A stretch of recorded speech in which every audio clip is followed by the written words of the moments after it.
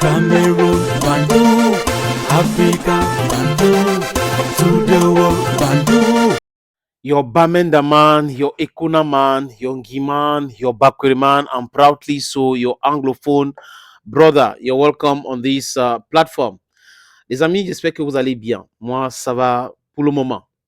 En fait, on va parler de cet incident qui a eu lieu en Libye, à Albrecht.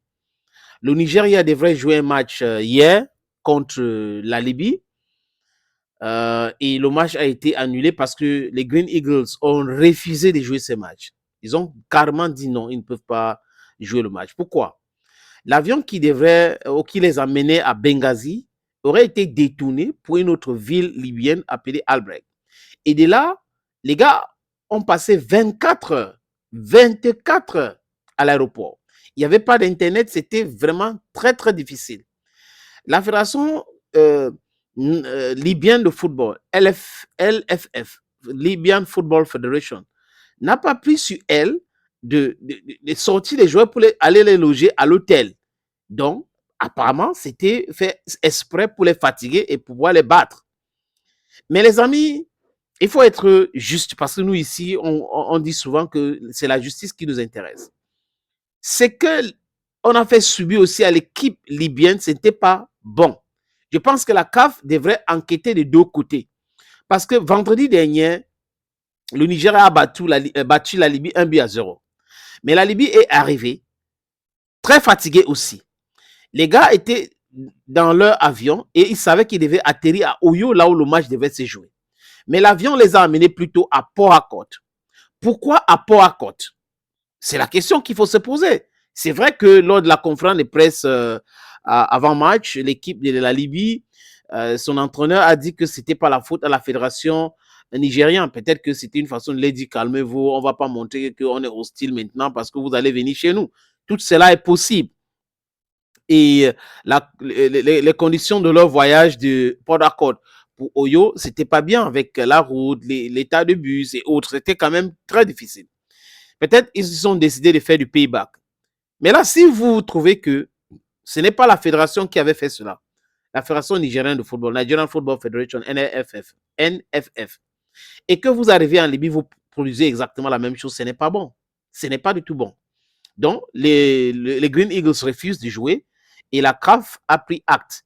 Et sur la plateforme de la CAF que j'ai consulté, les amis, ils ont écrit un communiqué là-bas, pas un communiqué en tant qu'un commentaire en disant qu'ils vont ils sont au courant de ce qui s'est passé en Libye, ils vont entrer en contact, ils vont enquêter maintenant de façon approfondie, mais l'équipe du Nigeria sera sanctionnée parce que c'est le Nigeria qui a refusé de jouer le match, et d'autre part, que si la Libye, si on peut prouver que, à partir de ces enquêtes que la Libye était derrière ces d'inconvenus-là, l'équipe libyenne ou la Libye sera sanctionnée sévèrement.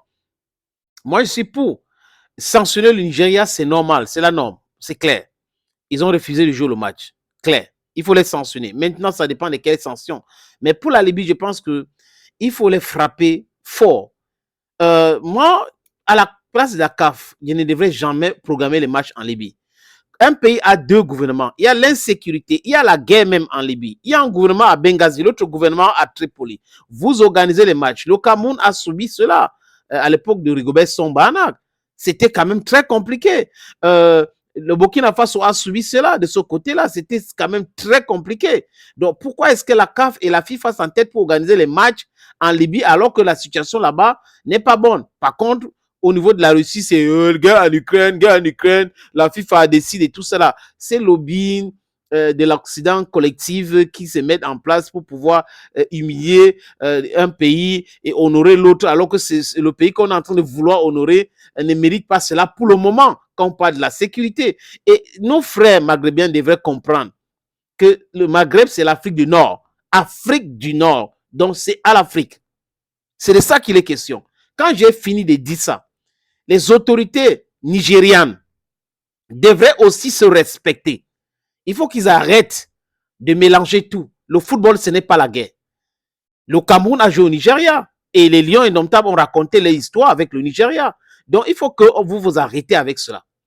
Vous arrêtez avec cela. C'est juste un sport. Il faut avoir l'esprit fair play. It's a two-way something. So the African Football Confederation or the Confederation of African Football should sanction the Green Eagles of Nigeria, a lighter sanction, but a deeper and harder sanction to the Libyan side.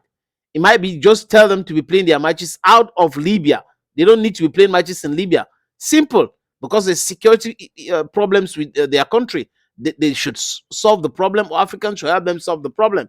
Depuis Gaddafi, la Libye n'est plus la Libye. Donc, vous comprenez, les amis. Et pour sortir, il y a le président Abdou Karim, président de la Fédération libyenne de football, qui vient de démissionner parce que lui, il dit qu'il ne veut pas être un frein ou quelqu'un qui va causer l'échec du sport de son pays.